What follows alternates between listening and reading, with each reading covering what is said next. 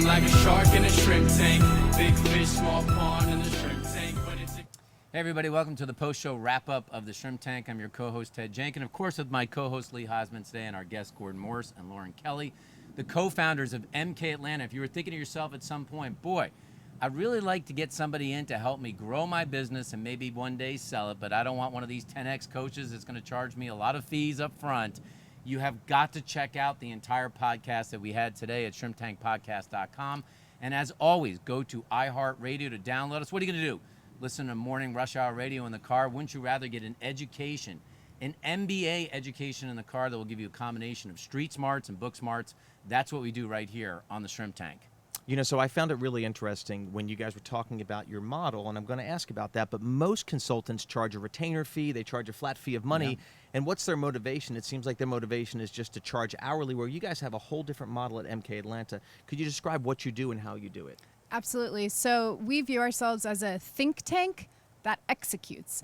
So we spend a lot of time studying up on several different sectors. We focus on retail tech and healthcare, especially mental health. So what we do is we spend a lot of time studying, and then we have clients who we work side by side with to ultimately grow their business. And yes, the way that that's different than your average consulting or coach is that we don't charge anything upfront.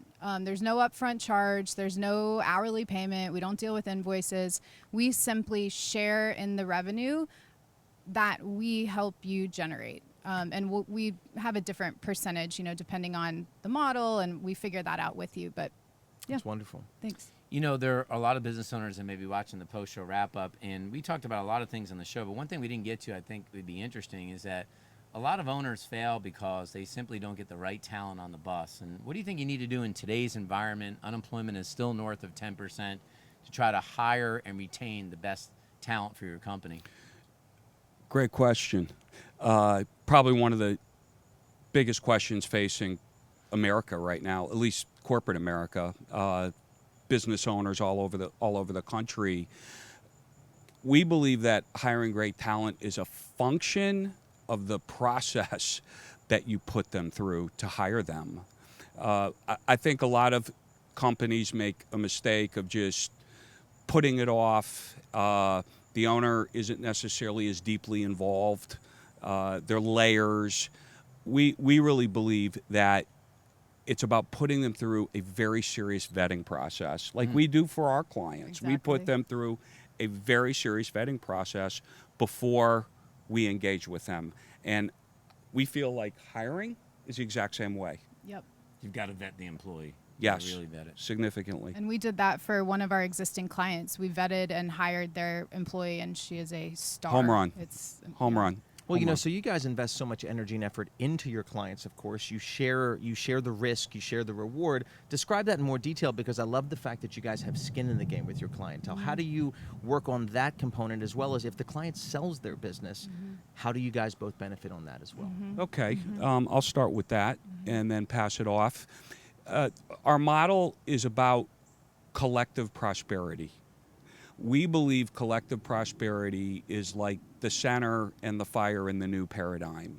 So our business model is sculpted with collective prosperity in mind. We participate in revenue growth that we ignite. And if and when, and hopefully our entrepreneurs, our clients, will have people approach them one day and want to buy them. And we want to make it very, very friendly to them. And Lauren will explain how we make that friendly to them. So essentially, if somebody wants to sell their business, one of our clients, the way that we've worked our model is that we, MK Atlanta, are not included in the sale to the person who ends up buying the company. So we do end up getting a small percentage off of whatever the company sells for, but that's between us and our client. It's not between us and the buyer. And another thing is we're there with our client through the end, and hopefully after, you know, we'll be Yes. friends forever. But Hopefully. but I say that because we will help guide them through that process. We won't just ever, you know, leave them. And we do only work with a few people a few clients because we only, you know, There's only two of us. right. It's high touch. Right. It is high touch, very boutique. And having that white glove service does limit the number of clients you can work with, but they're getting your full attention. So if you are one of those clients that not only need help at this time learning about your business to grow it, potentially are looking for an exit, how would people get in touch with you? So the best way is to go to our website. It's mkatl.com. M as in Morse, K as in Kelley, and that links to our YouTube videos, to our Instagram, to our email, everything. Just whatever you prefer, but Feel free to reach out. Yeah, we love to have those initial We conversations. do. We love them. Well, folks, thanks for joining us for this wrap-up today. And Lee and I have talked about this on the broadcast before, but sometimes you have to decide whether you want 100% of a grape or you want a smaller piece of a watermelon. What's going to put more dollars in your pocket? And getting somebody by your side who can help you do better, it's just like you putting a blueprint together for a house, building the first floor, and then all of a sudden you got stuck because you don't know how to build the second story and ultimately sell the house for a lot of money. That's what these folks do, and that may be the difference between you being able to retire on Social Security or you being able to retire in the Cayman Islands. And that's your post-show wrap-up of the Shrimp Tank. I've been feeling like a shark in a shrimp tank. Big fish, small pond in the shrimp tank.